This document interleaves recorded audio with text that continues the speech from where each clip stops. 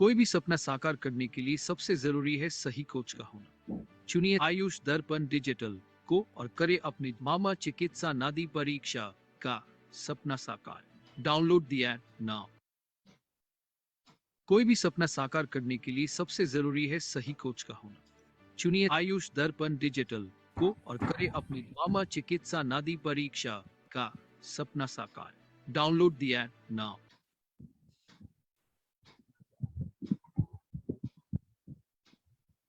नमस्कार, good evening to all. आज के इस सत्र में आप सभी का स्वागत है। जैसे कि आज का हमारा विषय है अश्रु दर या मेट्रोलॉजिया या डिसफंक्शनल यूट्राइन ब्लीडिंग।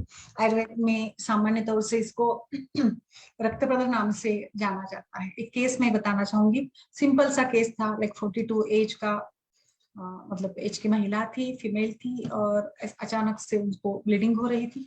42 एज थी। जैसे अश्रु दर को देखेंगे तो रक्त प्रदर या हेवी ब्लीडिंग कौन से एज में है ये भी बड़ा इंपॉर्टेंट होता है। लाइक प्यूबर्टी के एज में है, ड्यूरिंग प्रेगनेंसी अचानक से स्पॉटिंग हो रही है, मेनोपॉजल एज में पेशेंट है या लाइक मिडिल एज में पेशेंट है, तो हमारा थोड़ा सा जो सोचने का तरीका है वो निश्चित रूप से बदल जाएगा।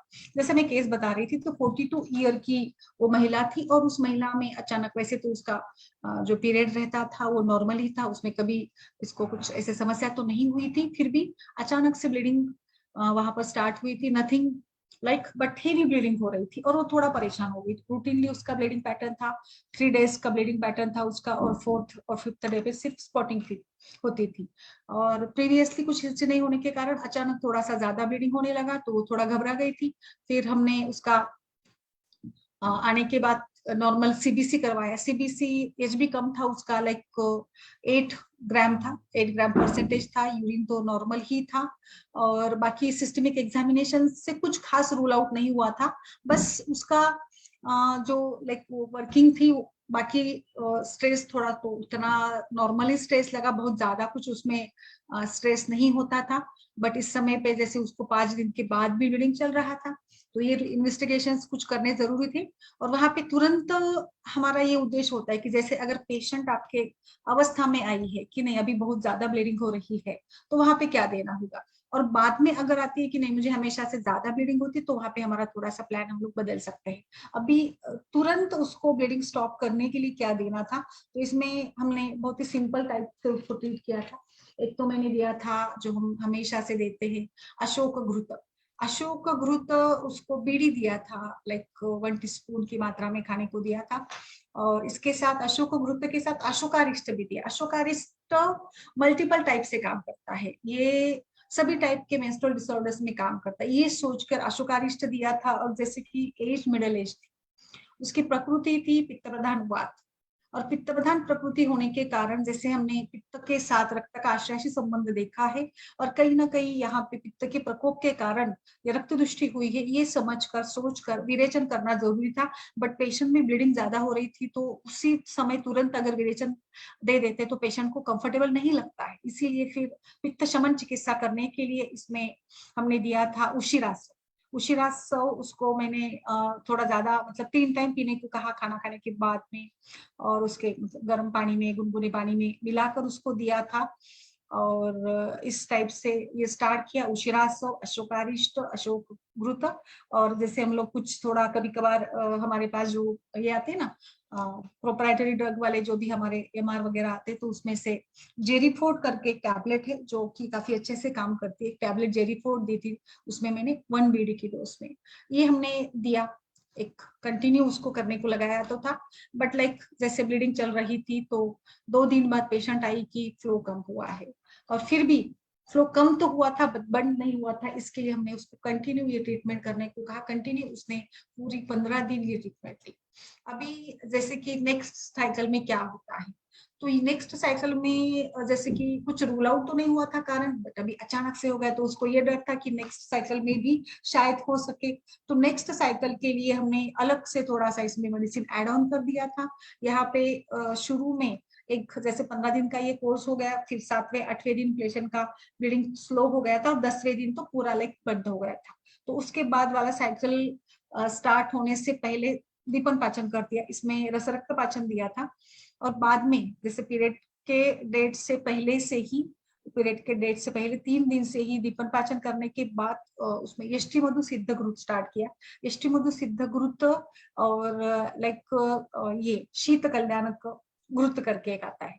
यष्टि मधु सिद्ध घृत, शीत कल्याणक घृत, दोनों एक एक चम्मच सवेरे दोनों को दिया था, क्योंकि पित्त का शमन थोड़ा करने के लिए घृत इंपॉर्टेंट होता है, और वैसे पेशेंट भी पित्त प्रधान प्रकृति की थी।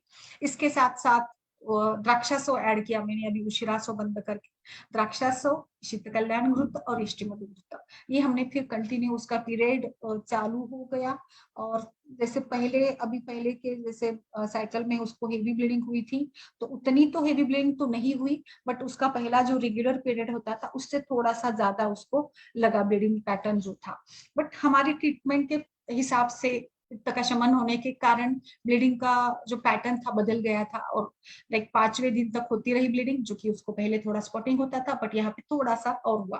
तो फिर से हमने कंटिन्यू करके उसको फिर नेक्स्ट साइकिल में भी यही प्लान दिया, और फिर ऐसे करके उसको ये हुआ। दूसरा, अभी अलग अलग टाइप के केसेस आते हैं। जैसे मेनोपॉज में अगर कोई आती है, एक पेशेंट आई थी 48 ईयर्स की एज थी, मेनोपॉजल एज में ही थी, उसको 6 महीने तक नहीं आया था पीरियड, और फिर अचानक से आया तो बहुत ही ज्यादा ब्लीडिंग होने लगी। अभी पेशेंट का ऐसा था ना कि जैसे मैंने उस दिन भी बताया था, मेनोपॉजल एज में पीरियड नहीं आए तो अच्छा भी लगता है, और मतलब ऐसे भी लगता है कि क्यों नहीं आए, क्या है, क्यों नहीं आ रहे, आने चाहिए, ये भी एक रहता है। क्योंकि पीरियड्स की महिलाओं में इतनी आदत हो चुकी होती है ना कि पीरियड के बिना लाइक उनको लगता है कि बस सब कुछ खत्म हो गया वगैरह ऐसे। तो वहां पे उसका ये था कि पीरियड आना चाहिए, आ गया तो बहुत ही ज्यादा हेवी ब्लीडिंग होने लगी। तो अभी हम लोग क्या इसमें कर सकते हैं, इसमें फिर लाइक तुरंत ब्लीडिंग स्टॉप कराने के लिए इसमें भी मैंने अशोक सिद्ध घृत तो एडवाइस किया, बट इसके साथ साथ उसको मैंने क्षीरपा कल्पना के हिसाब से लोध्र, यष्टि मधु, मुस्ता, बला, ये 4 द्रव्य जो है लोध्र, यष्टि मधु, मुस्ता और बला, इन सभी को समान मात्रा में चूर्ण के रूप में लेकर इसको सिद्ध दूध के हिसाब से उसको सिद्ध दूध बनाकर 2 टाइम पीने को दिया। एक अशोक सिद्ध घृत हो गया, ये एक काढ़ा हमने दिया था इसमें। फिर इसमें दूसरा एक प्रोपराइटरी ड्रग, या फिर जैसे हम लोग इसका बहुत ही ज्यादा उपयोग करते हैं, पुष्यानुक चूर्ण दिया था, तंडुलोदक के साथ दिया था। पुष्यानुक चूर्ण भी मल्टीपर्पज टाइप से काम करता है, इसीलिए यहाँ पर पुष्यानुक चूर्ण का भी मुझे काफी अच्छा इस्तेमाल मतलब करते हैं हम लोग, और उसमें किया भी था। और जैसे कि एज तो 48 थी, बट कहीं ना कहीं थोड़ा पित्त का शमन भी हो जाए, इसीलिए कामरूधा रस हमने दिया था। तो इसके साथ उसका जो बहुत ही ज्यादा फ्लो हो रहा था, क्योंकि 4-6 महीने के बाद आया था, तो ये कम हो जाए इसके लिए मैंने ये सारा प्लान किया था।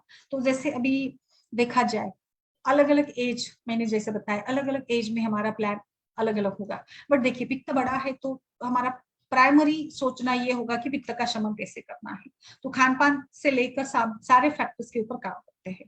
रजः प्रदीर्यते, इस प्रकार से आचार्य बताते हैं कि रजः प्रदीर्यते यस्मात् प्रदरेण तस्मात्, यानी जो रज प्रदीर्घ काल तक बहता रहता है उसको हम लोग रक्तपदर कहते हैं।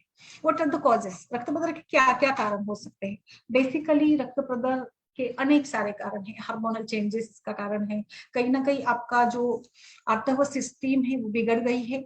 आयुर्वेद के परिभाषा में इसको हम लोग पित्त प्रकोप कह सकते हैं, या पित्त योनि व्यापत के नाम से भी इसको जाना गया है। मेडिकल कंडीशंस में जैसे कि अलग अलग कुछ ओवेरियन फैक्टर्स होते हैं, कई बार ओवेरियन ट्यूमर के चलते भी ये हो सकता है कि जैसे एंडोमेट्रियोसिस में भी कई बार हेवी ब्लीडिंग होती है। जब पेशेंट में एस्ट्रोजन की मात्रा बढ़ जाती है उसके साथ भी ब्लीडिंग होती है। इसीलिए एस्ट्रोजन काफी अच्छा काम करने वाला हार्मोन है, एस्ट्रोजन का बड़ा महत्व है। बट जैसे एस्ट्रोजन का नॉर्मल होना भी जरूरी है। मेनोपॉज में अगर आपका एस्ट्रोजन लेवल बढ़ जाता है तो आपको खतरा है, ब्लीडिंग ज्यादा हो सकती है, कुछ लाइक कैंसर वगैरह, ब्रेस्ट कैंसर वगैरह के भी संभावना बढ़ जाती है। इसलिए मेनोपॉज एज में जैसे नॉर्मल एस्ट्रोजन का प्रभाव कम दिखता है, एस्ट्रोजन नॉर्मली कम होते चलता है, वो होना भी चाहिए उस एज में। बट लाइक अगर आप फर्टाइल एज में है और एस्ट्रोजन कम हुआ तो वो भी अच्छी बात नहीं है। तो आमतौर पर एस्ट्रोजन का बढ़ना या हार्मोनल इम्बैलेंस, ये भी एक इसका बड़ा कारण होता है। अचानक से बहुत ज्यादा ब्लीडिंग हो रही है तो एलोपैथी डॉक्टर्स तो कई बार हिस्टेक्टोमी एडवाइस करते हैं, जैसे फाइब्रॉइड्स के कारण भी अधिक प्रकार से ब्लीडिंग हो सकती है। कुछ ऐसे कंडीशंस है, कभी कभार पीआईडी में भी रेगुलर मेंसेस के साथ साथ ये होता है। तो जब आपको पित्त के प्रकोप के साथ साथ आधुनिक दृष्टिकोण से देखा जाए कि कोई किसी व्यक्ति में, किसी महिला में अगर ऐसे ही बहुत ज्यादा ब्लीडिंग हो रही है, तो वहां पर हमें कुछ इन्फेक्शन या कुछ अंडर बाकी कुछ कॉजेस के बारे में भी सोचना पड़ेगा। स्ट्रेस फैक्टर है क्या, पेशेंट में कुछ हाइपर है या हाइपोथायराइडिज्म है क्या, उसके बारे में भी आपको जरूर सोचना है। ये भी वहां पर कुछ कारण हो सकते हैं। तो आयुर्वेद में अश्रुक दर के प्रकार अगर करने हैं तो प्रकार उसमें किए हैं उन्होंने, वातज, पित्तज, कफज, सन्निपातज। तो वातज में इरेगुलर भी होगा, वातज में थोड़ा सा लाइक जो फ्लो होता है ना, उसमें एक प्रकार सा कालापन अधिक होगा। पित्तज टाइप का अगर फ्लो है अश्रुक दर में, तो पित्त में इसके साथ साथ थोड़ा स्मेल अधिक आएगा। कफज टाइप का अगर फ्लो है तो उसमें स्टिकीनेस होगा, पिच्छिलता होगी, उसमें चिकट रहेगा वो जो ये होता है। इसके साथ साथ वातज में कई बार कुछ फटीग, थकान अधिक आना, और जैसे कमर में दर्द है, पैर में दर्द है, इलेक्शन होते हैं। पित्तज में इसके साथ साथ बर्निंग सेंसेशन होते हैं, और कफ में स्टिकीनेस या हेवीनेस ज्यादा उसको फील होता है। तो जैसे मैंने अभी बताया था कि इसको हम लोग किस किस टाइप से देख सकते हैं, एक और टर्मिनोलॉजी आचार्य बताते हैं, या जैसे कि पित्तावृत्त अपान।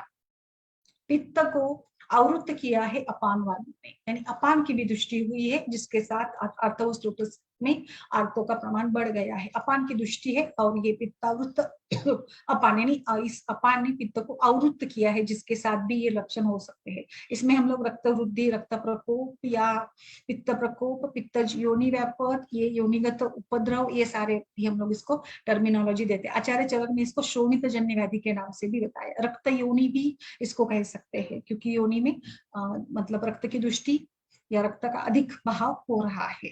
इस प्रकार से इन सभी को नजर देखते हुए हम लोग आगे बढ़ते हैं कि क्या क्या फॉर्मुलेशन हम लोग क्या क्या यूज कर सकते हैं। तो इसीलिए हिस्ट्री इंपॉर्टेंट है। जहां पर आपको लगे वहां पर, अगर मेनोपॉजल एज की महिला है तो पैप्समियर करवाइएगा, यूएसजी करवाइएगा, और फर्टाइल एज की भी है तो भी करना पड़ेगा आपको कि क्यों आपका फ्लो इतना ज्यादा आ रहा है, आर्थवस स्रोतस क्यों नॉर्मल नहीं है, ये भी हमें वहां पर सोचना पड़ेगा। तो पित्त शमन चिकित्सा प्लान करते हैं, और इसमें पित्त शमन के लिए तो अनुलोमन ही बेस्ट है। विरेचन करना होगा पेशेंट का जैसे भी हो, तो विरेचन के साथ चलिएगा। विरेचन आपको कब करना है, मैं ये मानती हूँ विरेचन अगर डेट जैसे इस महीने में पीरियड आपका हेवी चल रहा है तो वहां पे तो विरेचन नहीं करना है, तो वहां पे आपको शमन चिकित्सा करनी पड़ेगी। नेक्स्ट महीने में आपका फ्लो नॉर्मल हो, इसके लिए मेंसेस के पहले ही आपने दीपन पाचन कराकर उसको विरेचन करवाकर पित्त का शमन करवा दिया, तो वहां पे अच्छे से फर्क पड़ेगा। यहाँ पे अलग अलग कॉम्बिनेशन के रूप में फॉर्मुलेशन हम लोग डिस्कस करते हैं। सबसे बेस्ट चॉइस ऑफ जो होगा अशोकारिष्ट है, स्त्री वैधि हरिवस है, और फिर लाइक अनेक सारे हैं, जैसे जेरी फोर करके भी है। बोलबद्ध परपटी, बोलबद्ध रस आप फॉर्मुलेशन इसका इस्तेमाल करते हैं। तो मेरा ये मानना है कि हम लोग फॉर्मुलेशन कैसे बनाएंगे, अभी दोष, दृष्टि, धातु सब कुछ देखते हुए आपको यहाँ पर स्तंभन चिकित्सा करनी है। एक स्तंभक द्रव्य यूज में करिएगा कोई भी, जैसे आप अशोकारिष्ट है, या फिर कॉम्बिनेशन में आप लोध्रासव ये भी यूज कर सकते हैं। जैसे अभी ये जो पेशेंट थी ना मेरी, जो मैंने बताया, नेक्स्ट इसमें मैंने इसको लोहा सो दिया, क्योंकि उसका एज भी थोड़ा एवरेज था ना, 8 तो कम ही था। तो स्तंभन चिकित्सा, एक स्तंभन वाला कल्प ऐड करिएगा, जो भी बोलबद्ध है, पिशानुक है, अशोकारिष्ट है, पत्रांगासो है, बोलबद्ध परपटी है, ये सारा ठीक है। दूसरा हमें करना है, पित्त का शमन करना है। पित्त का शमन के लिए आप सूचेकर, कामधुधा या लाइक द्राक्षारिष्ट, चंदनासव, चंदनारिष्ट, ऐसे विकल्प यहाँ पे यूज कर सकते हैं। तीसरा हम लोग इसमें एड ऑन करेंगे उसके लक्षण के हिसाब से, उसमें वातज, पित्तज, कफज क्या लक्षण आपको दिख रहा है, उसका पैटर्न फ्लो का कैसा है, इसके हिसाब से आपका तीसरा कॉम्बिनेशन ऐड होगा, जिसमें आप लाइक पेशेंट में थकान और निश्चित रूप से फ्लो के कारण जैसे सर में दर्द है, हीमोग्लोबिन की कमी है, तो यहाँ पे आप पुनर्नवा मंडूर, लोहासव, धात्र्यारिष्ट या लाइक धात्री लोह, इस टाइप का कोई भी तप्यादि लोह, इस टाइप का एक एड ऑन जरूर करिएगा। और एक मैं यहाँ पे और लाइक पित्त शमन के लिए तो ठीक है ये सारा भी, बट इसके साथ एक कोई भी घृत ऐड करें, जरूर ऐड करें। इसमें आप शतावरी घृत दे सकते हैं, दाढ़ी घृत दे सकते हैं, शीत कल्याण घृत दे सकते हैं, इसमें तिक्त घृत भी ठीक रहेगा, त्रिफला घृत का भी उपयोग कर सकते हैं। इष्टि मधु घृत का भी एक इसमें मैंने यूज किया था, उसका भी काफी अच्छा रोल है इष्टि मधु सिद्ध घृत का। इष्टि मधु के मल्टीपल यूजेस होंगे, क्योंकि इष्टि मधु से पित्त का शमन भी हो जाएगा, और मधुर रस का है, पित्त का शमन हो जाएगा, और स्तंभन चिकित्सा में भी काम आएगा, और लाइक आप इसका घृत यूज कर रहे हैं तो इसके साथ भी ये हो सकता है, मतलब ट्रीटमेंट ये आपकी हो सकती है। जैसे विरेचन के लिए क्या यूज करें, आप नॉर्मली मुझे लगता है स्नेहन के साथ करेंगे तो पित्त प्रकृति के लिए ये ठीक रहेगा, या आप पेशेंट के प्रकृति के हिसाब से सोचिएगा।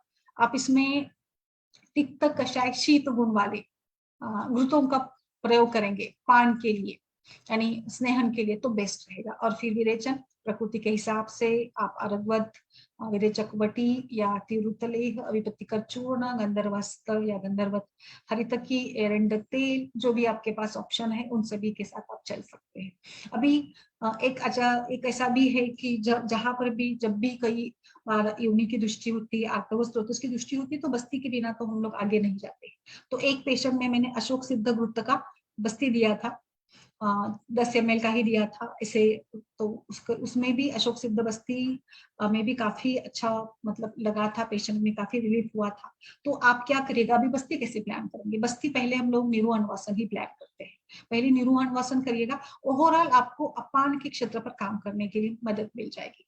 इसके बाद यू कैन गो फॉर मात्रा बस्ती और लंकिया, फिर उत्तर बस्ती आप इसमें कर सकते हैं। एक और दूसरा अच्छा बस्ती के लिए द्रव्य है, मात्रा बस्ती अगर देनी है तो शतपुष्पा, शतपुष्पा तेल का मल्टीपल यूज है। इवन दो ऐसे भी है कि शतपुष्पा तेल का नस्य भी आप कराते हैं तो भी पेशेंट में ये भी ब्लीडिंग कम होने के लिए भी मदद मिल जाती है। फिर अभ्यंग के रूप में भी आप शतपुष्पा तेल का अगर लगा देते हैं तो वो भी अच्छे से काम करने वाला होता है। तो इस टाइप से आपको अलग अलग रूप से काम करना होगा। तो जैसे मैंने बताया ये फॉर्मुलेशन के साथ चलिएगा। अभी यहाँ पे स्तंभन, फिर शमन, रसायन, ब्रूहण, चिकित्सा, अभी क्या क्या कल्प यूज करेंगे, ये कुछ मैंने कल्प तो आपको बता दिए, बट उसके साथ साथ और भी कल्प हम लोग क्या यूज कर सकते हैं। इसमें मैंने जैसे बताया उशिरासो, तुषानुक चूर्ण, चंदनासो, रुद्रासो, ये सारे मेरे फेवरेट ही है। द्राक्षादि भी आप यूज कर सकते हैं। दाड़िम बेस्ट है, दाड़िम आवले, दाड़िम घृत, दाड़िम आरिष्ट, दाड़िम का चूर्ण भी दीजिएगा, चलेगा, कोई दिक्कत नहीं है। जाति फल चूर्ण, चंद्रकला रस है, शतावरी घृत है। कुछ केसेस में चंद्रप्रभा वटी भी अच्छी रहती है, जहाँ पे आपको जरूरत जैसे भी लगती है। बलादि कषाय है, और फिर बलादि कषाय है, इसमें हम लोग वरुणादि कषाय भी यूज कर सकते हैं, जहाँ पे फाइब्रॉइड जनित अगर ब्लीडिंग है, यानी फाइब्रॉइड्स भी मिल जाते हैं फाइंडिंग में, और डिसफंक्शनल यूट्राइन ब्लीडिंग भी है, वहां पे वरुणादि कषाय काम करेगा। सुकुमार कषाय में प्रॉब्लम ये होती है कि कई बार सुकुमार कषाय से पीरियड जो होता है थोड़ा शॉर्टन हो जाता है, लाइक 28 डेज से जाकर वो 25 डेज तक आ सकता है। फिर मौक्तिक प्रवाल पिष्टि, गुलकंद, कामदुधारस, ये तो है ही, बोल परपटी तो है ही। इसमें और एक जैसे कई बार ये मैंने बताया भी होगा, इसका भी अच्छा यूज होता है, नागकेशर चूर्ण है। नागकेशर और उशिर दोनों को समान मात्रा में मिलाकर भी हम लोग दे सकते हैं। एक जैसे लज्जालू है, लज्जालू गर्भाशय का संकोच करने के लिए काम करता है। तो यहाँ पर जैसे एंडोमेट्रियोसिस है या कुछ कारणों से अगर गर्भाशय का अनावश्यक रूप से विस्फार हुआ है या कुछ ऐसे टाइप के कंडीशंस है, वहां पर हमें गर्भाशय का संकोच, जैसे ब्लड स्टॉपेज या आप ब्लीडिंग कैसे स्टॉप होती है, वहां पर आपने देखा होगा, पढ़ा होगा कि वेसल कॉन्स्ट्रिक्ट होती है। वेसल कॉन्स्ट्रिक्ट होने के साथ साथ प्लेटलेट बढ़ जाता है और प्लेटलेट एग्रीगेशन होकर वहां पे कोआगुलेशन का प्रोसेस होता है। यहाँ पर भी हमें करना है भाई, हम लोगों को सिक्त करना है, यानी संकोच करना है सिराओं का। सिराओं का संकोच कराने के साथ साथ ब्लीडिंग फ्लो कम हो जाएगा। इसके लिए संकोच, योनि मार्ग का संकोच, ओवरऑल गर्भाशय का संकोच कराने के लिए जो द्रव्य है, इसमें लज्जालू बेस्ट है। तो लज्जालू का चूर्ण आप तंडुलों के साथ दे सकते हैं, इसका काढ़ा भी बनाकर दे सकते हैं। लज्जालू यह भ्रंश, जहां पर भी आपको लगता है कि पैसेज बड़ा हो गया है या जहाँ पे योनि की शिथिलता है, योनि में संकोच चाहिए, वहां पे आप लज्जालू का प्रयोग कर सकते हैं। ठीक है, लज्जालू का आप तंडुलों के साथ उपयोग कर सकते हैं। तो दूसरा जो कॉम्बिनेशन इसमें मैं बताना चाहूंगी, थोड़ा सा ये शास्त्रोक्त भी है, थोड़ा हम लाइक ऐसे होता है ना कि ऐसे टाइप के जो कॉम्बिनेशन है उसमें यूज करने में अवेलेबिलिटी का भी प्रॉब्लम हो सकता है। मधुकादि चूर्ण है, जैसे जिसमें ज्येष्ठमध, त्रिफला वगैरह कॉम्बिनेशन है। दूसरा है सौवर्चल चूर्ण भी आप यूज कर सकते हैं। नागरादि चूर्ण है, आपको इसमें तिल चूर्ण, दही, घी, इन सभी का भी प्रयोग, वातज टाइप के इसमें आचार्य बताते हैं, वो भी आप कभी ट्राई करके देखिएगा। अगर लाइक आपको ये मिल जाए कॉम्बिनेशन तो ठीक है। इसमें निम्ब गुड़ुचि चूर्ण, ये कफज टाइप का अगर है जहाँ पे पिछिलता अधिक है तो उसके लिए निम्ब गुरुचि का अच्छा काम हुआ है।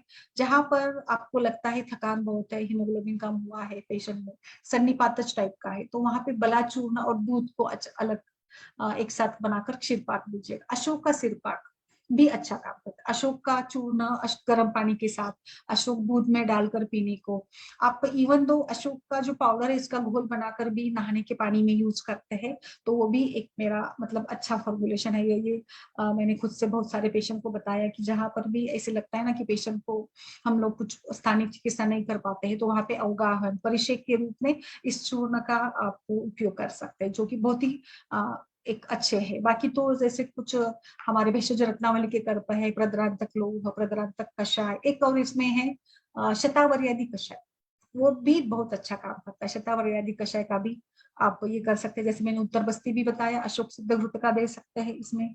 और जैसे शीतली प्राणायाम, शीतकारी प्राणायाम, अनुलोम विलोम करने को बताइए पेशेंट को। अगर पेशेंट फर्टाइल एज में है तो पित्त शमन चिकित्सा प्राइमरीली करेंगे। अगर पेशेंट मेनोपॉज एज में है, वहां पे वात और पित्त दोनों का शमन करना है, because menopause is the transitional phase as it is the phase of pitta. Already हम लोग पित्त फेज में थे और पित्ता से टर्न होता है वात में, तो पित्ता से टर्न होता है वात में। बट आयु के जो प्रकार आयुर्वेद में बता रहे हैं, 60 वर्ष तक मध्यम आयु, यानी 60 वर्ष तक पित्त का प्रधान रहता है। बट जैसे महिलाओं में तो 50 की उम्र में ही मेनोपॉज आ जाता है, तो ये क्या हो गया, पित्त भी है और अभी हम लोग वात में एंटर हो रहे हैं। पित्त का हमें बिल्कुल अनदेखा नहीं करना है, वहां पे पित्त का भी शमन करना है, because many of the symptoms are concern with pitta dosha, like hot flashes, sweating, anger वगैरह वगैरह। तो इसीलिए मेनोपॉजल टाइप का अगर बहुत बार पेशेंट ज्यादा से ज्यादा जो यूट्राइन डिसफंक्शनल यूट्राइन ब्लीडिंग को लेकर आते हैं वो मेनोपॉजल एज में ज्यादा आते हैं। और अभी लड़कियों में ये है कि बहुत ज्यादा ब्लीडिंग हो रही है। कुछ केसेस में ना इतना लाइक देखा है कि 10-10 दिन ब्लीडिंग, छोटी छोटी बच्चियां होती है उनको 10-10, 15-15 दिन ब्लीडिंग होता है। हम लोग वहां पे थोड़ा ये हो जाते कि क्या करें, हम लोग ज्यादा कुछ कर नहीं सकते, शमन चिकित्सा के साथ ही चलना पड़ता है। वहां पे हम लोगों को यूएसजी करवा सकते हैं, हम लोग फाइब्रॉइड है क्या देख सकते हैं, वेट पुट ऑन हुआ है क्या देख सकते हैं, पीसीओडी है क्या वो देख सकते हैं, उसको रूल आउट करके हम लोग ओवरऑल शमन चिकित्सा प्लान कर सकते हैं। वहां पर जैसे आपको थोड़ा त्रिकटु चूर्ण देकर आप अनुलोमन तो करा सकते हैं, लड़कियों में भी अभिपतिका चूर्ण से अनुलोमन करवा दीजिएगा। और फिर लाइक जैसे मैंने बताया कुछ प्रोप्राइटरी भी मेडिसिन इसमें अच्छे से काम करते हैं, श्री वैद्य हरि रस है, M2 टोन है, और जेरी फोर्ट है, और लाइक अशोकारिष्ट भी है, स्त्री वैद्य हरि रस है, और लाइक सुंदरी कल्प है जो काफी प्रचलित है, जो बिना पूछे ही मेडिकल से लेकर उसका प्रयोग किया जाता है। तो ऐसे टाइप के भी सारे हम लोग यूज कर सकते हैं। तो इस टाइप से मुझे लगता है कि रक्त प्रदर डिसफंक्शनल यूट्राइन ब्लीडिंग को हम इसी तरीके से अगर देखते हैं, उदाहरणावृत ये अपान, तो वहां पे लाइक हम लोगों के लिए ये बेस्ट रहेगा। ठीक है, तो इस टाइप से आप इसको, सॉरी पित्तावृत अपान, उस टाइप से हमें यहाँ पर सोचना पड़ेगा कि क्या क्या हम लोग उसमें दे सकते हैं। तो पित्त शमन चिकित्सा ओवरऑल इसमें करना है आपको, और फिर आप आगे चलकर इसमें कुछ ये भी दे सकते हैं, बस्ती वगैरह भी दे सकते हैं इसमें। तो आपको पहले तो रूल आउट करना पड़ेगा हेतु क्या है। हेतु के बाद फिर हम लोग हेतु के का ऊपर भी काम करेंगे। हेतु सेवन या निदान परिवर्जन भी चिकित्सा होगी हमें, पित्तदान है, व्यानवायु की दृष्टि है, पित्त दोष की दृष्टि है, तो स्थानिक चिकित्सा के रूप में हम ये भी कर सकते हैं, बस्ती का भी प्रयोग कर सकते हैं इसमें। या जैसे मैंने बताया कि अशोक के छाल का काढ़ा बनाकर उसको भी आप थोड़ा धावन के टूब टाइप में अवगाहन करिएगा, या फिर अशोक सिद्ध घृत का बस्ती दे दीजिएगा, उत्तर बस्ती दे दीजिएगा, जो कि लोकल काम करेगा वहां पे। शीत कषाय रस का प्रयोग करिएगा बस्ती के लिए, लोध्रा सो बेस्ट रहेगा। लोध्र चूर्ण 1 ग्राम, फिर लाइक पुनर्नवा, इसमें लोध्र, मुस्ता, पुनर्नवा, उशीर, चंदन, इन सभी का भी कॉम्बिनेशन दे सकते हैं। पुष्चानुक चूर्ण तो है ही आपके पास, तंडुलोदक के साथ इसका प्रयोग करना है। और अशोक का क्षीरपाक भी है बेस्ट। ये सारे बेस्ट काम करने वाले लोग है। इसमें बला सिद्ध घृत भी दीजिएगा, या बला सिद्ध क्षीर भी हम लोग बना सकते हैं इसमें। जैसे जितने आपको जीवनी द्रव्य के गण मिल जाते हैं ना, उन सभी का आपको प्रयोग करना होगा। ओके, तो इस टाइप से मुझे लगता है स्तंभन चिकित्सा। और ये सारे मेडिसिन की लिस्ट तो काफी लंबी है, बट जैसे मैंने बताया कि मेरे अनुभव के हिसाब से मैंने ये सारे कॉम्बिनेशंस यूज किए हैं। इसमें आप इसका भी प्रयोग कर सकते हैं। मुस्तैदी कषाय, बलादी कषाय है, कई सारे हैं। चंद्रकला रस भी काम करेगा, जो खास करके जैसे कि थोड़ा डाइजेस्टिव टाइप का भी है वो, पित्त का पचन या पित्त का जो ये है वो भी सुधारने में मदद करता है। ये बोल परपटी है, बोल बद्दर रस है।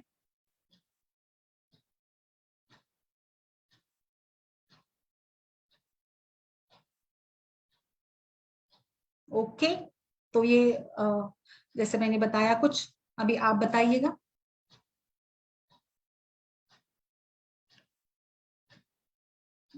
रेखा जी बताइए, आपने स्टार्ट किया? नमस्कार। नमस्कार स्टार्ट किया मैम। मेडिसिन? मैम अभी बताइए। सिस्टर तो नेचुरोपैथी के लिए चली गई। उस दिन हमारे से बात हुई, उसके बाद उसको जोश चढ़ा, वो नेचुरोपैथी सेंटर पहुंच गई है। तो वहां पे जाकर के वो क्यों? वहां पे बस उसको लगा कि मेरे को थोड़ा सा अच्छा होना है, तो वो वहां चली गई। वहां पे वो मिट्टी और सारा ये सारी ट्रीटमेंट जो नेचुरली करेंगे तो थोड़ा वहां पे इसका खाने का भी कंट्रोल होगा। तो वो सोच के गई है, तो कह रही है मैं आकर के फिर दीदी शुरू करूंगी, आप लोग जो कहोगे मैं तब करूंगी। लेकिन उसकी एक कंडीशन मुझे वो क्या दे रही है कि मुझे खाने के लिए कोई चीज मत बोलिएगा, मुझे लगाने के लिए या वैसे बता दीजिए, पर खाने में मुझे बहुत डर लग रहा है। क्यों ये ऐसे, क्या और उनको इतना थोड़ा? मैं वही एक्चुअली, जैसे उसकी कई बार तबियत खराब हो गई ना, तो वो डर रही है कि मेरी तबियत ना बिगड़ जाए, इस चीज से वो डरी हुई है। अरे फिर नेचुरोपैथी में क्या है मैम, वहां पे कटी वो कराएंगे सारा, बस वही वही मैं लाइक ना। बस खाली अभ्यंग, वो भी कोकोनट ऑयल से अभ्यंग, और ये सब भी ये सिंपल, मतलब कुछ ऐसा नहीं, एक्यूप्रेशर होगा और मड बाथ होगा, ये सब चीजें हैं वहां पे। वो पहले भी 2-3 बार गई है, तो उसको 2-3 दिन जाके वो थोड़ी अच्छी खुश हो जाती है, फिर आ जाती है। तो और मतलब लग के उसने वहां पे भी नहीं कराया, हर बार 3-4 दिन के अंदर अंदर वो वापस उसको घर की याद आती है, पहुंच जाती है घर वापस। उनको थोड़ा मेंटली स्टेबल करने की भी जरूरत है, उनको जी काउंसलिंग मैम। करके उसको विश्वास दिलाने की जरूरत है, because she is so like थोड़ा इनोसेंट भी है वो, और ऐसे भी कुछ है ना उनमें कि थोड़ा पॉजिटिव भी है। और जैसे उनके साथ सब कुछ होता गया है तो उसको लेकर भी वो चिंता भी है, उनमें स्ट्रेस फैक्टर भी है थोड़ा सा। जी but she ma'am. Still innocent है, उनको ना थोड़ा ज्यादा सपोर्ट की भी जरूरत है। और शायद ऐसे कभी कभी लगा उनको देख के कि उनको ज्यादा सपोर्ट भी मिला, इसके कारण भी वो थोड़ा नहीं मैम, वो ना बहुत इंडिपेंडेंट, मतलब आप सोचिए उसका ये हाल था कि घर का हर काम, everything only she is doing. मतलब जीजू सिर्फ अपने बिजनेस को लेकर के जीजू का था, बाकी हर चीज इसके ऊपर, मतलब मार्केट का काम है या कुछ भी है, एवरीथिंग शी वाज इंडिपेंडेंट। अब वो कहाँ पे सब रहते हैं वो अभी, वो कहाँ पे रहते हैं? दिल्ली में रहती है। मुझे यही पूछा था, दिल्ली में कहाँ पे कोई नियरेस्ट, आप रोहिणी में है कोई अच्छा पंचकर्मा सेंटर जिनसे हम बात कहाँ कर पे, सकते कौन से एरिया में दिल्ली में? हैं? रोहिणी ईस्ट। रोहिणी एरिया में, ओके। हाँ जी। मैं पूछती हूँ, मेरे ये ग्रुप में है ना अपने 2-3 लोग हैं ना दिल्ली से, तो मैं पूछती हूँ उनको ना कि कहाँ से है वो शायद इसमें था, मतलब उन्होंने मुझे बोला था द्वारका के नजदीक वाला एक 2-3 डॉक्टर्स है वहां पे द्वारका के एरिया में। रोहिणी और द्वारका तो डिफरेंस होगा ना बहुत बहुत ज्यादा? दूर है मैम, बहुत दूर है मैम। शालीमार बाग में वो बता रही थी पंचकर्मा सेंटर, जो मैं बताई थी कि वो गई थी और उन्होंने कहा था कि अभी तुम्हारे लिए नहीं हो सकता। तो वो कही थी कि इधर कौन इधर है कहीं पे शालीमार में, कौन है? अच्छा, मैं मुझे ये नहीं पता कौन डॉक्टर है वहां पे। ओके। थोड़ा नाम अगर वो थोड़ा बोल दे तो हम लोग भी बात कर सकते हैं ना उनमें, उनसे उनके साथ हम लोग भी थोड़ा डिस्कस करके भी बता सकते हैं। हाँ जी, मैं उसको लाइक बोलूंगी, फिर वो हम हमें लोग पता अपनी, करके बताएगी। लाइक हमारे हिसाब से हम लोग बोलेंगे ना तो वो कर सकते हैं इसमें ना। हाँ जी। और और मैम इसमें मैम पंचबल पर है, कूटज घनवटी कूटजारिष्ट वगैरह भी काम करेगा इसमें स्तंभन चिकित्सा के लिए। हम लोग कूटज चंदन मुस्ता वगैरह का भी कॉम्बिनेशन बना सकते हैं। हाँ बताइए रेखा जी। मैम मैं अपना ही बोले, आज मैंने 125 ml स्नेपान किया है। हम्म। और उसके बाद दिन भर तो मतलब ठीक, बट एक टाइम ऐसा आया था जब मेरे को बहुत ज्यादा मतलब एंजाइटी सी हुई थी, दैट इज लंच टाइम के टाइम पे। और हम्म। भूख मुझे तभी लगी थी, मतलब आज तो 2 बजे से पहले भूख नहीं लगी। 8 बजे मैंने स्नेह पान किया था, उसके बाद धनिया जीरा वाटर पीती रही मैं, और मुझे ये भूख लगी यही 2 बजे करीब, तब मैंने लौकी और खील डाल के वो खाया था 1 बाउल। और लेकिन जैसे ही मैंने खाया उसके बाद मुझे 7 टाइम्स वाटरी मोशंस विद स्निग्ध हुए हैं। क्या खाया था? लौकी और उसमें खील डाल के मैम। कौन सी खीर? मैम खील जो वो फुली होती है ना, फीकी फुली, पफ्ड राइस। लाजा लाजा बोल रही है मैम। पफ्ड अच्छा राइस। अच्छा अच्छा, लाया लाया, अच्छा लाजा, ओके। हाँ हाँ। तो उसके बाद मुझे 6-7 टाइम्स एकदम वाटरी मोशन हुआ है। अब तो बता 1 से 1 घंटे से नहीं है, लेकिन उसके बाद लगातार 2-3 घंटे में मुझे बार बार होता है, मतलब बट कोई वीकनेस नहीं है, मतलब अगर मैं बोलूं। लौकी और लाजा। लौकी। हाँ जी मैम। अच्छा मैम, लाजा से तो मुझे तो संभव ही नहीं लगता। लाजा तो कौन सा लाजा? आप थोड़ा मुझे फोटो शेयर करिए बाद में ग्रुप में, किस जी टाइप का मैम। मिलता है वहां पे। जी आई मैम डोंट मैं थिंक श्योर। कि माधुरी लाजा से हो सकता है कि लाया से कहा लूज मोशंस होंगे, मैम बिल्कुल भी नहीं लाजा और लगता। खील अलग होते हैं। लाजा और खील अलग होते हैं मैम। लाजा और खीर सेम ही है। मैम मैं अभी दिखा देती हूँ आपको। हाँ दिखाइए दिखाइए। है ना मैम आशा जी, लाजा से लाया से कैसे होगा? नहीं मैम, उनको ना शायद लौकी से हुआ होगा, हाँ क्योंकि लौकी कई कई लौकी पेशेंट से में भी मैम, लैक्सेटिव एक्चुअली के तौर लौकी पे तो काम करती है, हाँ हाँ हाँ फाइब्रस हाँ। होती है ना। और अगर इनकी पित्त प्रकृति है, वात कफ तो प्रकृति वहाँ थोड़ी पित्त होगी तो प्रकृति है हो तो लूज सकती मोशंस हो सकते हैं। है जी। मैम यहाँ पे थोड़े सिग्नल्स उतने क्लियर नहीं है। आप जरा चैट बॉक्स में वो जो 2 प्रोपरेटरी मेडिसिन आपने बताई थी, एक तो फोर्टे करके और दूसरी कौन सी एक कोई और बताई थी, वो जरा एक बार लिख दीजिए श्री चैट वैदी बॉक्स हरि रस, सुंदरी फोर्ट, सुंदरी कल्पा, और ये भी था अच्छा, जेरी फोर्ट करके अच्छी आती है, जेरी फोर्ट। में। Jerry fort. हाँ मैम मुझे एक चीज पूछनी थी। कुछ दिन पहले ये शायद क्लास में, पंचकर्म क्लास में जो ये कुछ डिस्कस हो रहा था, तो अच्छा उसमें जो पूजा भावसार मैम शायद बैंगलोर वाले जो है, उन्होंने बताया था कि जब वो कोविड वगैरह चल रहा था, कोरोना, तो उसमें उन्होंने नस्य के रूप में वचा चूर्ण के साथ गौघृत दिया था, तो अच्छा, उससे दे काफी सकते हैं। बेनिफिट हुआ था। ये किस लिए मैम, क्या पर्पस था इसका, इसके लिए क्या हो सकता है? शायद वचा चूर्ण ही बोला था गौघृत के साथ नस्य के लिए। सर वचा है ना, संज्ञा स्थापक गण में आता है, और वो उष्ण तीक्ष्ण शिरोविरेचन द्रव्य है।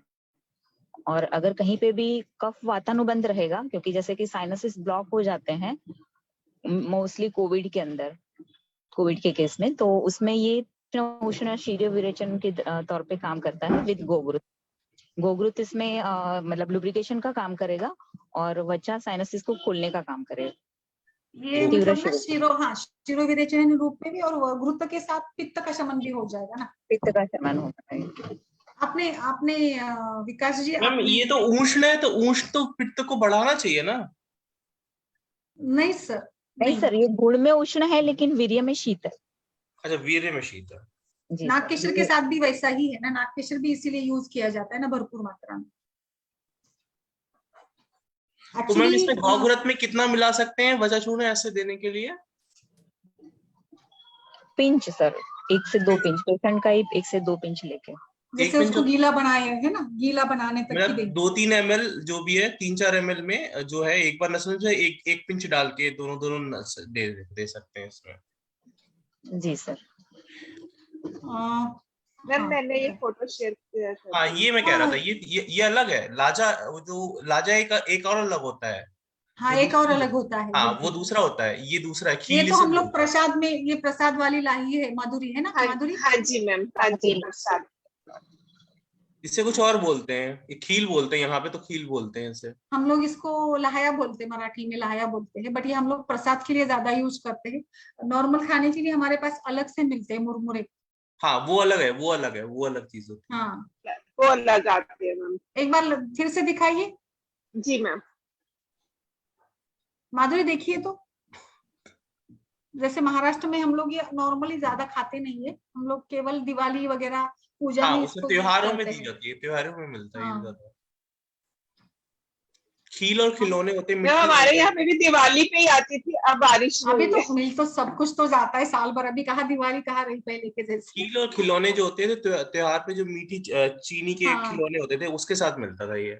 Yes yes yes yes. और ये भी बेसिकली तो राइस की प्रिपरेशन है, राइट? हाँ एक्चुअली हाँ इससे नहीं जी मैम। होना चाहिए ना, एक्चुअली नहीं होना चाहिए आशा जी, तो ये लौकी के साथ ही हुआ है उनको ना, लौकी से ही हुआ है। और कुछ मैम मैम आपका? बाकी तो कुछ नहीं, वैसे मैं बिल्कुल ठीक हूँ, मतलब मेरा शिरोधारा भी शुरू हो गया कल से, 2 दिन से, तो वो शीतबला तेल से शिरोधारा भी कर रहे हैं मेरा ना साथ साथ। अच्छा, आपके बाल बाल ऑयली लग रहे इसीलिए अच्छे लग रहे, काले काले ऑयली लग रहे। Thank you ma'am. तो मतलब ऑल तो वेल, बस कल 150 ml का 7th डे हो जाएगा मेरा घृत पान का। तो बंद कर कल- दीजिए अभी, शायद आपका समय हो चुका है आई थिंक, क्योंकि जैसे आज थोड़ा उसका उल्टा पड़ा, तो आई थिंक अगर कल का ले लीजिएगा, उतना कुछ दिक्कत नहीं है। ठीक है अभी जी। आपको कुछ कौन? वीकर लग रहा है ऐसे हल्का? नहीं वीकर नहीं लग रहा मैम, लाइट फील कर रही हूँ, अदरवाइज ऑल वेल, मतलब सिर्फ थोड़ी देर शरबत की। पीजिएगा, शरबत पीजिए, केवल ठंडा शरबत मत पीजिएगा, हाँ नॉर्मल जी। टेम्परेचर वाला, ये थोड़ा गुनगुना ऐसे बनाकर पी सकते हैं। अगर कुछ घर में नींबू या कुछ और अगर है तो उसका शरबत जी बनाकर नमक डालकर पियेंगे ना, तो एनर्जी भी रहेगी आपकी ऐसे। जी मैम। तो मैम जैसे अभी मेरे को भूख नहीं है, तो मुझे फिर कुछ भी नहीं खाना ना? भूख नहीं है? अभी तो नहीं है मेरे को, वैसे कल तो 2 बार इतनी ज्यादा भूख लगी कल रात को, मतलब मैंने खाई, खिचड़ी भी खाई, फिर भी मुझे लग रहा था कि मुझे और खाना है। अच्छा अच्छा, तो मुझे लगता है आज शाम में फिर सूप पीजिएगा ऐसे ही, कुछ मूंग का दाल का पानी, क्योंकि बिना ठीक है जी। मतलब एनर्जी तो थोड़ी बचनी चाहिए, इसके लिए थोड़ा सा हल्का सा ऐसे भी कुछ ले सकते हैं ना हम, जी मैम। पतला सा पानी के टाइप में, ठीक है जी। दाल का पानी, सूप ठीक रहेगा।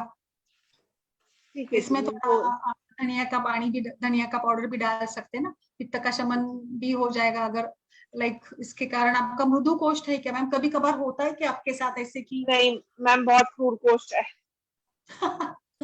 ओके मैम कल ओके। तक तो मुझे लग रहा था कि मेरे को पता नहीं घी का असर भी हो रहा है कि नहीं हो रहा है, क्या हो रहा है, और आज हुआ ये एकदम, अच्छा शायद मैं ओके। लौकी से ही हुआ है, मुझे भी यही लग रहा है कि हाँ हुआ शायद होगा कुछ, सूट नहीं किया ऐसे हुआ होगा, बिल्कुल बिल्कुल। ठीक मैम है मैम। और घृतपान कौन से घृत से किया है आपने? महातिघृत चल रहा है मैम। महातिक्त, ओके। मैंने सॉरी थोड़ा लेट ज्वाइन किया ना, इसलिए कुछ। इट्स नहीं। ठीक। Okay it's okay, yes ma'am. आप आशा जी लेट आई, मैंने सारा बता दिया अशुभ दर को लेकर ना, जो भी केसेस भी थे और सारे मेडिसिन भी डिस्कस किए, बस एक रह गया है। थोड़ा सा इसमें ऐड करूंगी मैं कि जैसे अगर आपका पीरियड बंद हो गया, यानी जो भी ब्लीडिंग ज्यादा हो रही थी वो बंद हो गई, उसके बाद में हम लोग स्थानिक चिकित्सा के रूप में भी पिचू भी लगवा सकते हैं। पिचू से क्या होगा, ओवरऑल वहां पे जो अपान की दृष्टि है और जो वात का प्रकोप है, इसको हम लोग काम करने के लिए पीचू भी काम करेगा। वहां पे आप शतावरी तेल का भी या शतावरी सिद्ध घृत का भी पीचू लगवा सकते हैं, या लाइक शतधोत घृत का भी लगवा सकते हैं, तो सिंपल गाय का घृत का भी हम लोग लगा सकते हैं, यष्टि मधु का लगवा सकते हैं।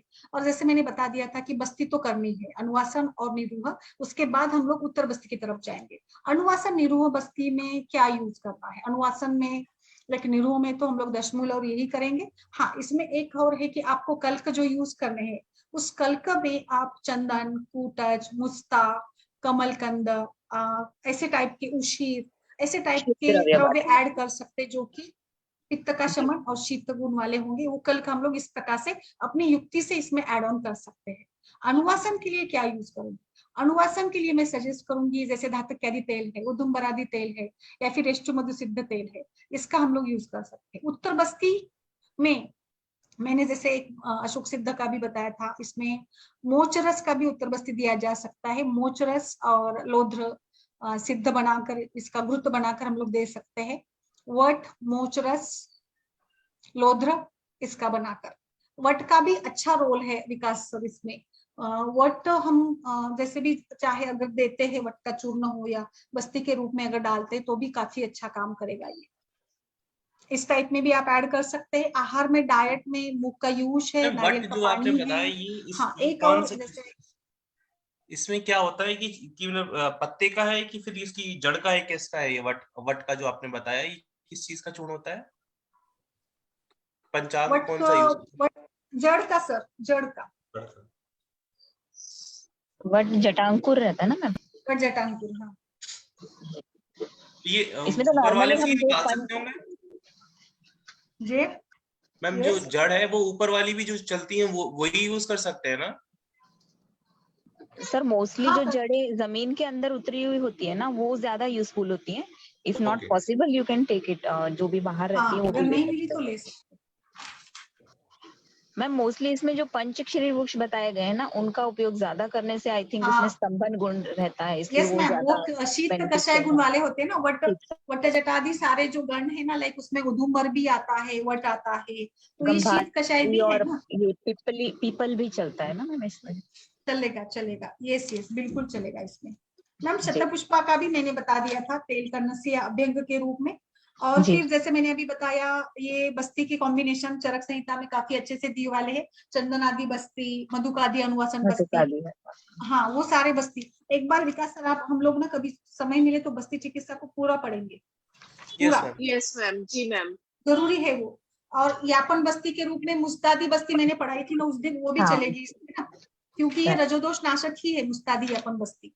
हाँ, मतलब ये तो क्षयात्मक संप्राप्ति में जाएगा ना मैम, तो इसमें तो धातु सारे क्षय बल में, कारक बलवर्धक यस जो भी मैम यस, औषध द्रव्य है उनका बस्ती में प्रयोग करिए, इंटरनली प्रयोग बिल्कुल करिए। मैम बिल्कुल। नहाने के लिए जो आपने अशोक चूर्ण बताया, ये किसका है? ये पत्तियों का है, ये जड़ का है? ये इसका ही होगा ना सर, छाल का, त्वक का होगा, अशोक त्वक का। छाल का? ओके।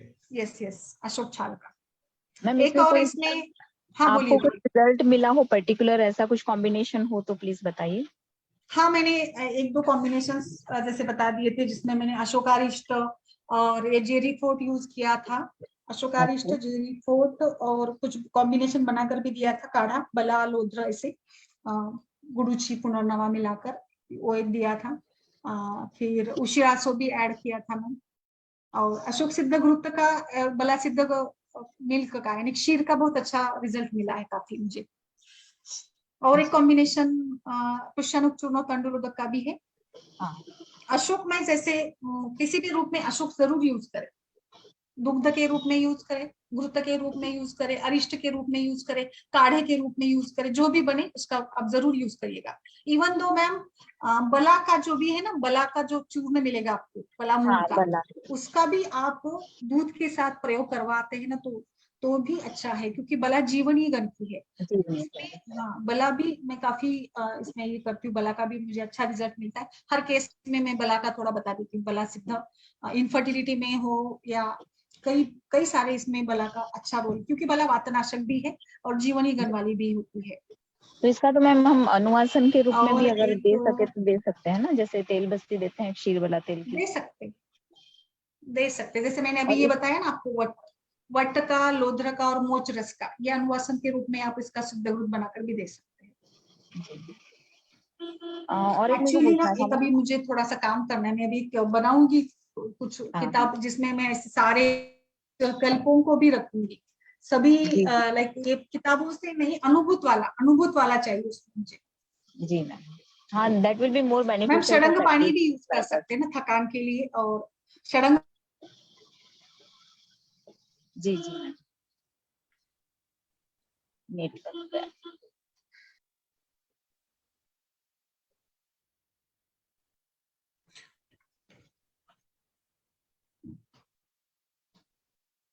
षडंग पानी भी यूज कर सकते हैं ना, जिसके साथ पेशेंट को उसमें मुस्ता वगैरह है तो ऑलरेडी पाचन भी हो जाएगा हाँ और और पित्त शमन भी हो थकान भी जाएगा। दूर हो जाएगी षडंग पानी के साथ ना। कर सकते हैं। एक और बाद में आफ्टर पोस्ट, लाइक आपका आपने ट्रीटमेंट करा दी, तो मैम मैंने ये बताया था, जैसे आपने पूछा अनुभव के हिसाब से, एक शमन औषधि, एक स्तंभक औषधि, एक पित्त शमन वाला, और एक आप लोग धातु क्षय के लिए यूज करेगा। तो जैसे एलोपैथी वाले एक एंटीबायोटिक, एक विटामिन ये देते हैं ना लिख के, तो हम लोग भी ऐसे ही करेंगे, एक स्तंभक, एक धातु पोषक और एक पित्त शमन वाला, ऐसे देते हैं। तो मुझे नहीं लगता कि, और कॉज तो रूल आउट करना ही है आपको कि क्या कॉज है। मेनोपॉज में, फर्टिलिटी एज में, प्यूबर्टी में, अलग अलग इसमें हम लोग अलग अलग चिकित्सा यूज करेंगे। मेनोपॉज में वात का शमन और पित्त का शमन, फर्टाइल एज में पित्त का शमन, प्यूबर्टी के एज में अगर है तो वहां पे थोड़ा हमें लिमिटेशंस आती है, बट जैसे मैंने बताया कि वहां पे भी हम लोग विरेचन तो करवा सकते हैं, दीपन पाचन कराकर और विभूति का चूर्ण से अनुलोमन भी करवा दे। अनुलोमन और बस्ती और पीछू भी आफ्टर, मतलब एज एक सपोजिटरी या रसायन चिकित्सा के रूप में। और दूसरा इसमें मैं हमेशा बताती हूँ, गुलकंद यूज करने को लगाइए पेशेंट को, 6 महीने गुलकंद खाए और कुष्मांडावले खाए। वो भी कुष्मांडावले ओवरऑल कंडीशन इंप्रूव करेगा, क्योंकि रक्त रसायन के धातु तौर का पे क्षय हुआ है, ये पित्तावृत्त अपान की कंडीशन है, इन सभी को देखते हुए, क्योंकि च्यवनप्राश जैसे च्यवनप्राश बताते हैं तो मेरा ये अनुभव है कि पेशेंट को अच्छा नहीं लगता, लाइक च्यवनप्राश क्या है, मेडिसिन थोड़ी है, हमें तो पता है च्यवनप्राश, कुछ अलग बताइए। तो कुछ अलग में कुष्मांडावले बेस्ट लगता है मुझे। मैम ये कुष्मांडावले बस सभी बस्ती के बाद ही दिया जाएगा? हाँ मैम सर, एक्चुअली ये थोड़ा शोधन हो जाने के बाद दिएंगे ना तो अच्छा रहेगा पेशेंट को। मैम सर ये अगर उत्तर धातु बस्ती नहीं पोषण कर के लिए सकते, है। मैम अगर उत्तर हाँ, बस्ती धातु नहीं कर सकते हैं तो मातृ बस्ती कितने दिन जो है अनुवासन वगैरह मात्रा तो बस आपने बताया। हाँ तो नहीं, जैसे अगर कोई उत्तर बस्ती हम लोग नहीं कर सकते तो ये जो निरु है, फिर अनुवासन है और मात्रा बस्ती है, ये कितने दिन का कब चलेगा? और अगर कर सकते हैं तो कितने दिन का चलेगा? मतलब अगर मातृ बस्ती कर सकते, सही, उत्तर बस्ती कर सकते हैं और उत्तर बस्ती नहीं कर सकते, तो ये पहले वाले जो 3 है वो कितने दिन तक कम हो जाएंगे या बढ़ जाएंगे? निरू अनुवासन पहले देना है ओवरऑल हाँ शुद्धि हाँ के हाँ, लिए। वो पहले अनुवासन, और निरु अनुवासन, ये जो हाँ, फिर 7 दिन का मातृवस्ती दे आपने दिया बताया। आपने। ओके, 7 दिन तक दूसरे आप। महीने में आप मात्रा बस्ती दीजिएगा सर। पहले महीने में जैसे हमने अनुवासन और निरू दे दिया, तो नेक्स्ट महीने में हम मात्रा बस्ती का प्रयोग करेंगे। ओके 7 दिन का दीजिएगा मात्रा बस्ती। ओके। मैम एक्चुअली मेरा ना, मेरे पास एक इनफर्टिलिटी का केस आया था, बहुत ही क्लासिकल था, इसलिए मैंने आज का टॉपिक ये रखा आया था। ठीक उनको है, क्या बोलिए था, बोलिए। हाँ, she is 35 years old lady. तो उनको जब मेनार्की हुआ तो मेनार्की टाइम से ही उनका पीरियड का ये था शेड्यूल कि 3-3 महीने पे आता था। तो जब वो 10th में आई तब उनकी मदर ने उनको HRT वगैरह के लिए इंसिस्ट किया। तो HRT लेने के बाद फिर उनका ये शेड्यूल हो गया कि जब भी वो HRT लेती थी तभी उनको पीरियड इंड्यूस होता था। तो ऐसे करते करते आफ्टर मैरिज के बाद मतलब थोड़ा सा रेगुलर हो गया उनका, मैरिज के पहले पहले, लेकिन फिर भी वही मतलब HRT तो उनका कंटिन्यू ही था। फिर उन्होंने कहीं से जाके मतलब आफ्टर एज ऑफ 26, हाँ, उन्होंने आयुर्वेदिक ट्रीटमेंट कराई और अभी बोले 1 साल से ठीक है, मतलब पीरियड्स वगैरह रेगुलर है। उसमें उन्होंने शोधन कर्म नहीं कराया है कुछ भी, इंटरनल मेडिसिन से ही उनका कंट्रोल में आ गया। और अभी मेरे पास आई थी, बोले कि मुझे हर्सुटिज्म हो रहा है। तो फिर मैंने हिस्ट्री ली तो उसमें पता चला कि उनका पूरा ऐसा डिस्टर्ब साइकिल है और मेनोरेजिया है। मेनोरेजिया मेट्रोरेजिया दोनों के सिम्टम, मतलब पूरा मतलब 15-20 दिन तक उनका मेंसेस स्टॉप ही नहीं होता था। जब HRT लेती थी तभी स्टॉप होता था। तो ऐसे केसेस में मैम वो आई थी इनफर्टिलिटी और हर्सुटिज्म के लिए। तो मैंने उनको बताया अभी उनका फेथ बस्ती पे थोड़ा कम है, मतलब बड़ा धीरे धीरे उनको कॉन्फिडेंस में लेके करते हैं। तो इसमें मैम क्या करना चाहिए, पहले बस्ती से स्टार्ट करें या फिर इंटरनल मेडिसिन कुछ देना चाहिए? क्योंकि उनकी ऑलरेडी इंटरनल मेडिसिन चालू है कहीं पे, तो 1 साल से वहां पे ले रही है। तो बोले मुझे वहां पे फेथ है, मैं यहाँ क्या चेंज चालू नहीं है, मतलब आयुर्वेद चालू है या वो आयुर्वेदिक? हाँ, आयुर्वेदिक। एलोपैथी? नहीं, एलोपैथी उनका अभी पूरा बंद है। हाँ 1 साल से पूरा बंद है, नहीं तो ले ही रही थी कंटिन्यू। और सिटीजन के लिए फिर मैंने उनको सिर्फ लोम सातन ऑयल वगैरह दे के फिर थोड़ा काउंसिल किया है। मैम साल भर से ले रही हैं शमन चिकित्सा? साल भर से? पूरा 1 साल हो गया शमन के लिए? क्या बोल रहे हैं सर? मैम आप वो जैसे आप बताएं साल भर से उनका आयुर्वेदिक ट्रीटमेंट चल रहा है, तो 1 साल तक उनकी शमन चिकित्सा चलती रही क्या? जी सर, 1 साल से चल रही है और वो बोल रहे हैं कि इससे पीरियड्स उनके रेगुलर हो गए, तो she have faith in such treatment. तो मैम शमन क्या इतनी दिन तक चलाया जा सकता है कि उससे कोई नेगेटिव इफेक्ट नहीं होगा? शिल्पा मैम, मतलब आभ्यंतर दे विदाउट सकते सर, शोधन कर्म दे सकते हैं ना उसमें? दे सकते हैं। अभी वो क्या दे रहे वो थोड़ा वो क्या देखना दे रहे पड़ेगा वो कि पता किस नहीं टाइप है, का तो उनका मैंने, ट्रीटमेंट है। हाँ वही मैंने उनको नेक्स्ट टाइम जब आएंगी ना तो उनके पास बॉटल्स वगैरह कुछ हैं, तो मैंने उनको बोला है कि वो लेके आएंगी। आज ही आए थे तो अभी नेक्स्ट विजिट पे लेके आएंगी। फिर मैं देखती हूँ, मतलब मेरा यही अप्रोच मुझे था। क्या लगता है ना, हम लोगों को ना एक बार उसकी अग्नि देखिएगा, है ना, सबसे इम्पोर्टेंट उसकी अग्नि, आमता सामता, हिस्ट्री टेकिंग पूरी अच्छे से, और उसका साइकिल अभी कैसा है। अभी रेगुलर है बोल रहे अभी हैं। साइकिल कैसा? अभी रेगुलर है 3 to अभी 5 उसको days, कंसीव करना है, एज कितनी है? 35 years। अच्छा, अभी हिर्सुटिज्म के लिए काम करना है और इनफर्टिलिटी के लिए काम करना है, जी मैम। ठीक है। जी तो और वही मैं मैम बस पीसीओडी इसके रूल आउट अलावा हुआ है, कुछ आपने यूएसजी में किया है? यूएसजी उन्होंने करवाया है लेकिन रिपोर्ट्स नहीं लाए थे। एक्चुअली वो आज सिर्फ मेरे नीचे ही किसी शॉप में काम करते हैं, मेरे क्लिनिक के नीचे। तो अच्छा, उनको पता चला होगा कि फीमेल डॉक्टर आए हैं करके, तो वो बताने के लिए आई थी कि बाल बहुत आए हैं तो ठीक है बता दो। मैम। एक हम लोग ना इसमें, मैंने उनको हाँ बोला हाँ, है यूएसजी रिपोर्ट्स वगैरह जो भी एक है आपके नेक्स्ट विजिट में लेके आइए। मैं एक बार मुझे एफएसएस स्टडी करा लूं लगता क्या है एक बार इसमें हम उनका लोग स्टार्ट से फॉलिकुलर थोड़ा स्टडी। उसकी, हाँ मैम हाँ बोलिए। कराएंगे कराएंगे, बिल्कुल कराएंगे। अभी लास्ट पीरियड कब आया था उसका? कब आया था लास्ट लास्ट पीरियड? अगस्त 29। अगस्त 29, अभी तो सितंबर है, ठीक है। अभी आज 15।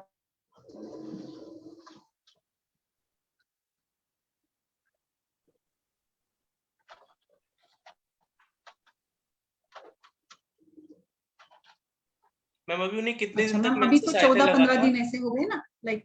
जी जी अभी बोल रही है रेगुलर हो गया है, लेकिन वही मतलब 5 to 7 days तो हैवी फ्लो रहता ही है। 26 days का उनका साइकिल है। मैम कोई एबॉर्शन की हिस्ट्री वगैरह है क्या? नहीं नहीं कुछ नहीं है मैम। और टॉर्च टेस्ट वगैरह किया है क्या उसने? नहीं टॉर्च टेस्ट तो नहीं करवाया शायद। शायद नहीं किया उन्होंने, शायद ना टॉर्च टेस्ट शायद नहीं करवाई होगी। हाँ यस टॉर्च टेस्ट करवा लेना चाहिए।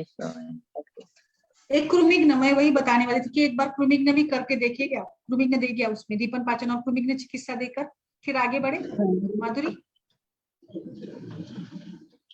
Yes ma'am, yes ma'am. पहले मैम मुझे लगता है पूरी हिस्ट्री लेनी चाहिए आशा मैम ने, ऐसा क्या हेतु अगर, और फिर मुझे लगता है सभी नहीं मेडिसिन क्या ले रही है, हाँ मेडिसिन क्या ले रहे हैं वो थोड़ा पता कर लेंगे ना तो आइडिया आ जाएगा हाँ कि इनको बराबर। किस प्रकार से शमन किया है, तो उसके अनुसार हम प्रोटोकॉल डिसाइड कर नहीं पाएंगे। तो हम लोग खाली वो डबल दे सकते हैं ना, उनका क्या हाँ, चाहिए। वही मैम। कोई बात नहीं मैम, ये केस कहीं कभी और डिस्कस कर लेंगे। मैं उनसे पूरा हिस्ट्री और ऑलरेडी वो मेडिसिन 1 साल से मेडिसिन ले रही है तो थोड़ा देखना भी पड़ेगा ना क्या प्रॉपर मेडिसिन। उनको कुछ ज्यादा मेडिसिन नहीं दिया। मैंने बोला कि आप कोई भी आपका मेडिसिन चल रहा है उसका या तो पिक्स लेके आइए या फिर प्रिस्क्रिप्शन होगा तो प्रिस्क्रिप्शन लेके आएंगे। और मैम उसका इन्वेस्टिगेशन भी बोलते हैं ना, एएमएच क्या वैल्यू है, नस्या फिर आप दे सकती है ना अगर मैम कुछ हम लोग इसमें दीपन पाचन, क्रूमिग्न, विरेचन, बस्ती और रसायन इस क्रम से जाएंगे।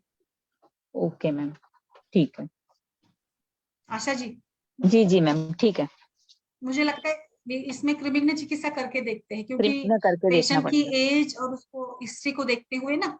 हम्म। हाँ, और फिर हम लोग ना शोधन के बाद यानी एक कोर्स बस्ती का देंगे और फिर हम लोग रसायन की तरफ चलते हैं। राइट ठीक है मैम। और कुछ इसमें एडिशन माधुरी आपका? नहीं मैम बराबर, सिर्फ मैंने बोला कि एएमएच और टॉर्च जो मेन टेस्ट देखने चाहिए कि नहीं, और नस्य भी दे सकती है मैम। जी मैम। वचा नस्य जो भी है जो उसके इसके लिए सूटेबल है, बोलते हैं ना इन्वेस्टिगेशन देखकर। हाँ मैम वो तो सब प्रोटोकॉल में है ही, मेरे प्लान में है ही, लेकिन एक बार पेशेंट थोड़ा मतलब क्या कॉन्फिडेंस में नहीं है अभी। हाँ, तो क्या है कि क्या था एक उनका? जगह पे 1 साल से चल रही है ना मेडिसिन, तो हम्म, वहां से वो हटना नहीं चाहता है। वो बोल रहे हैं कि आप सिर्फ हर्सुटिज्म के लिए आप प्लान करो, मेडिसिन दो, बाकी तो सब मेरा वहीं चल रहा है, क्योंकि साइकिल उनका वहीं से रेगुलर हुआ है पेशेंट। और उनकी बात भी सही है, अगर आप मेनार्की से लेके अभी तक मेनोरेजिया में हो, एचआरटी ले रहे हो, फिर आपको कोई अगर ट्रीट कर रहा है तो बेसिकली उनका फेथ वहीं पे जाएगा ज्यादा। और मैम अगर उन्होंने ट्रीट किया है तो हिस्टिज्म भी ट्रीट होना चाहिए ना, अगर वो हुआ तो 1 साल से पीसीओडी जी वगैरह जी हम जो दे रही है दवाई। 700 रुपया भी 300 जवाना 300 आवाना। जी मैम। ऐसे मुझे लग रहा है। बट मैम कभी ना एचआरटी का तो बंद करवाना पड़ेगा ना। कितने दिन हम लोग इसको ये कर सकते हैं? नहीं मैम एचआरटी तो बंद हो गया उनका, जहाँ से वो ट्रीटमेंट ले रही है वहां से एचआरटी बंद करके ही 1 साल से उनका एचआरटी बंद है। लेकिन ये जो अच्छा। कॉम्प्लिकेशन हुआ है ना वो एचआरटी की वजह से ही हुआ है, हर्सुटिज्म। यस तो यस इसमें भी ये तो रोल करेगा ही करेगा। इंटरनल मेडिसिन जैसे नाक केसर वगैरह है वो भी देना ही पड़ेगा आई थिंक। आपको तो मैम पहले विरेचन देना आपने पड़ेगा। हिस्टोरिज्म देना को पड़ेगा। कैसे दिया है मैम? हिस्टोरिज्म के लिए क्या दिया है? अभी तो सिर्फ लोमशातन ऑयल ही दिया है, बाकी कोई इंटरनल मेडिसिन लेने के लिए वो रेडी नहीं थी। तो मैंने बोला ओके ठीक है, ओके, आपका जो भी प्लान है, मतलब जो भी मेडिसिन चल रही है उसके अच्छा साथ डबल नहीं हो जाए, वो मुझे भी देखना पड़ेगा ना, अगर डबल मेडिसिन नहीं होना चाहिए। तो नेक्स्ट टाइम यस यस लेके यस। आएंगे मेडिसिन के नेम्स वगैरह, तो फिर मैं देखती हूँ उसमें से कौन सा ऐड करना है, कौन सा नहीं रखना है। मैम आपका है ना पंचकर्मा सेंटर है ना? नहीं मैम, अभी नहीं है। लास्ट ईयर तक था, लास्ट अगस्त से मैंने बंद कर दिया। क्यों तो मैम? मेरा आपका बेटा तो अभी, इतना अच्छा था, इतना ये सब अच्छा करते थे, आपने पिक्स डाले थे ना पहले लास्ट टाइम जी चालू जी बस्ती जी से, मस्त जी काफी कर। अच्छा चल रहा था मैम, लेकिन वो बेटा 12th में और मेरे हस्बैंड यहाँ पे नहीं है, तो सारा मैनेज करना बहुत मुश्किल हो रहा था, इसलिए अभी अच्छा जॉब ही कर रही हूँ एक अच्छा जगह पे। नहीं तो मैम आपका तो इतना टैलेंट है, और ये तो ऐसा लगता है अच्छा ही था आपका। नहीं नहीं, आप करूंगी मैं अभी एक साल करिए के स्टार्ट बाद। फिर से। एक साल के बाद करूंगी, उनका एक बार 12th क्लियर हो जाए। हाँ we have to pay attention to our childrens also ना, वो हमारी फर्स्ट ड्यूटी है। हाँ नहीं तो आशा जी, टाइम आपने नहीं कौन सा मिलता ऑयल सर। बताया हिस्टोरिज्म के लिए? लोम रोम शातन, शातन, रोम शातन। वैद्य, ये इसका आता है वैद्यरत्नम का, वो वैद्य काफी रत्न का। इफेक्टिव है मैम। लेकिन मैम इसका उसका मेरे को यूज, रिजल्ट मिला था बस्ती के साथ। बस्ती मैंने पीसीओडी के पेशेंट में करवाया था, तो उसका मतलब ग्रोथ अटक गया था। अच्छा नीरू अनुआसन की मैंने पूरी मतलब साइकिल चलाई थी, तो उससे काफी अच्छा इफेक्ट रहता है। अच्छा अच्छा, ओके। मैम आपने कितने दिन तक दी थी बस्ती निर्वासन की? क्या मतलब मात वो दी थी कर्मयोग 30 डेज 15 डेज कैसे दी थी? 15 डेज वाली दी थी सर, 3 महीने के लिए। बीजा आपको एक पट के लिए। और जो आपने बस्ती दी थी मैम, उसमें जो तेल या काढ़ा वगैरह जो आपने यूज किया था, उसका भी हिप्नोटिज्म पे फर्क पड़ा था क्या? जी सर, क्योंकि वो बेसिकली एचआर ये जो रहता है ना हार्मोनल एंड्रोजन का इम्बैलेंस। ये होगा ना सर, ये वहां पे हार्मोन ये होगा ना करेक्शन। तो फिर आपने किस चीज का दी थी, मतलब कौन सा कल की यूज किया था उसमें मैम? ये तेल कौन सा यूज किया था? सर मैंने तो दशमूल तेल और नीरू के लिए अपना ये निर्गुंडी और वरुण शिगरू ये लिया था। और बीच बीच में मैंने नाग केसर, त्रिभंग, प्रवाल पिष्टी, गोदंती इसका योग चलाया था। मैम एक बार मैम एक बार फिर से बताएं। रिपीट कर दीजिए। ये नंबर 6। हाँ, कौन सा बस्ती का या बस्ती सर? वाला आपकी आवाज कम हो गई। हाँ सर, वो मैं टैक्सी में हूँ ना इसलिए। सॉरी, हाँ सर। एक बार फिर से रिपीट हाँ, कर दीजिए बस्ती बस्ती में वाले। मैंने सर पहले नीरू के लिए, आसन के लिए मैंने वरुण शिग्रू में निर्गुंडी का मैं थोड़ा सा डालती थी, निर्गुंडी। मैम आपकी आवाज कट गई है। अनुआसन थोड़ा के लिए आवाज उनका दशमूल। ब्रेक हो रही है। आपकी आवाज मैम रिपीट करना पड़ेगा। नीरू में आपने क्या दिया था? सर मैं ग्रुप में डाल दूंगी, यहाँ पे बारिश है ना तो थोड़ा ओके नेटवर्क का ओके इश्यू ओके, है। एक बार आप डाल ओके दीजिए। Ma'am, okay okay ma'am. और ओके। ये है ना? जो मैम ओके लोम शातन का जो आपने बताया, ये यूज कैसे करा जाता है? सर, ये तो लोकली एप्लीकेशन करना होता लोकल है जहाँ एप्लीकेशन जैसे भी होता आपके बाल हैं। तो वो हाँ, कितनी और देर थोड़ा तक के लिए जलद करना होता है। पड़ेगा? कितनी देर तक लगाना पड़ेगा उसे? 10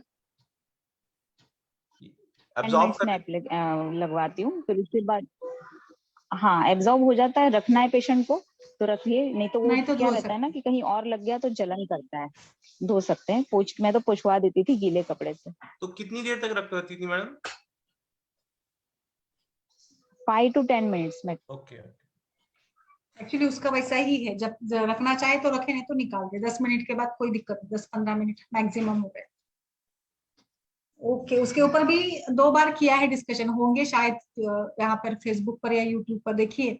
विकास सर, हिस्टोरिज्म को लेकर मैंने विस्तारित रूप से सारे रोम शातन के भी मैम 2-3 आपने प्रकार। एक बहुत पहले एक उसका लिंक भेजा था, लेकिन मैं जो उसे क्लिक कर रहा था तो कुछ और जा रहा था, वो उसका नहीं जा रहा था। आपने यूटिज्म का एक ग्रुप में लिंक भेजा था एक्चुअली में, ठीक है काफी ठीक है, मैं पहले। और एक बार हाँ, शेयर दूसरा एक करती हूँ। आपने शायद कोई लेक्चर आपने लिया है, लेकिन वो जो लिंक आपने दिया था वो नहीं वर्क कर रहा था, वो शायद कुछ और था। तो ठीक है, वो इट्स लेकिन ओके। लिया है शायद आपने कोई। ओके और ओके मैम ठीक। धोना किससे है? जैसे आपने 15 मिनट के बाद पहुंचते किससे थे? किसी चीज से, किसी चीज मतलब वाटर या स्क्वाडन से? कॉटन से पोंछ देने का, गॉज पीस से, कॉटन से, कपड़े से, हल्के कपड़े कॉटन से पोंछ लीजिए, फिर उनको चिपचिपापन ज्यादा है तो थोड़ा गुनगुना पानी से गुनगुना पानी से। और ये Yes. आइस पे नहीं जाना चाहिए ना क्या मैम? आंखों पे नहीं जाना चाहिए क्या? ये आंखों पे नहीं नुकसान जाना करेगा? चाहिए, जलन होगी ना सर इसमें सारे कंटेंट।